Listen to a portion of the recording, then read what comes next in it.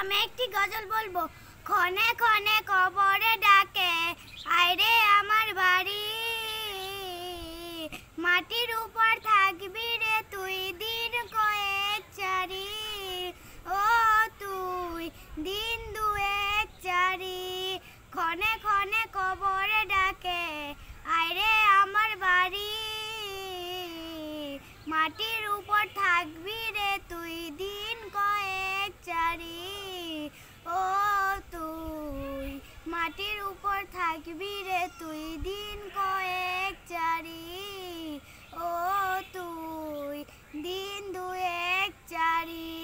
ক্ষণে ক্ষণে কবরে ডাকে, আইরে আমার বাড়ি, মাটির উপর থাকবি রে তুই দিন কয়েক চারি, ও তুই দিন দুয়েক চারি।